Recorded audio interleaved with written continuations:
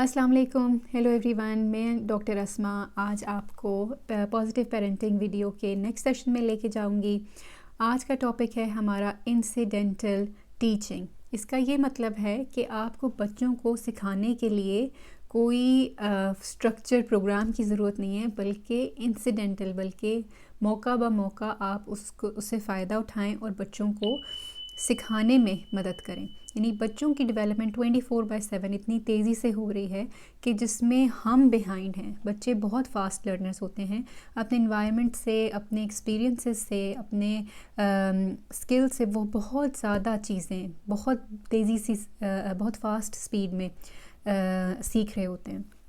तो अगर आपके पास कोई भी मौका मिले उनको अच्छी बात सिखाने का, तो ज़रूर उस मौके को अवेल करें। इस चीज़ को कहते हैं इंसिडेंटल टीचिंग। इसकी एग्ज़ाम्पल ये हो सकती है कि अगर बच्चा अपनी खेल में लगा हुआ है और वो स्टक हो गया है, तो आप उसके पास इसके दो प्रिंसिपल हैं कि बच्चे को आपने इमीडिएटली अटेंशन देनी है और बहुत काम बिहेवियर रखना है। अगर आप बिज़ी हैं तो आपने बच्चे को फर्स्ट प्रायोरिटी देनी है और उसकी बात सुननी है, और दूसरी ये है कि उसको प्रॉब्लम सॉल्विंग में हेल्प करनी है। अगर तो वो फ्रस्ट्रेट है तो उसको काम डाउन करें। अगर वो सिर्फ आपसे हेल्प चाहता है तो आप साइड पे बैठ के बोलें कि वो चाहता क्या है। इस सारे प्रोसेस में बहुत सारे स्टेप्स इन्वॉल्व हैं। सबसे पहले अगर तो वो इन्वॉल्व है किसी प्ले में, तो कीप एन आई, उसको इनकरेज करते रहें कि गुड जॉब, आप काम कर रहे हैं, आप खेल रहे हैं, बहुत अच्छे तरीके से खेल रहे हैं।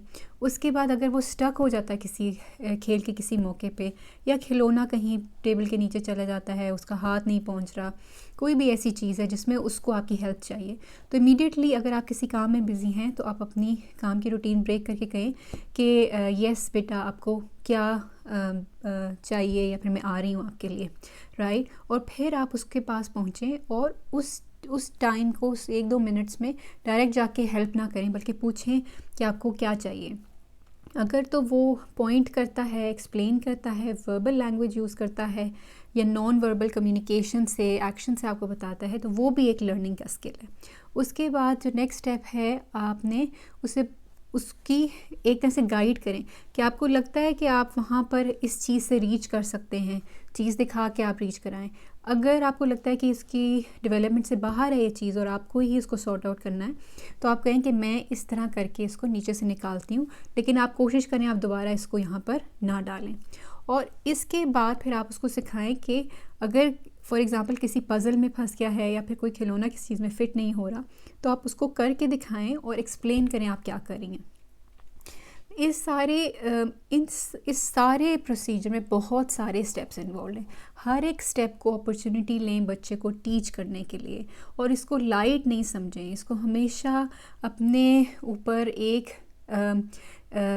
चांस समझें कि बच्चे ने अगर आपको अप्रोच की है, तो आप उसकी अगर टीचिंग में हेल्प करेंगी तो वो नेक्स्ट टाइम उसी चीज़ को लेस टाइम में करेगा, मोर कॉन्फिडेंटली करेगा, और उसको ज़्यादा इंजॉय करेगा।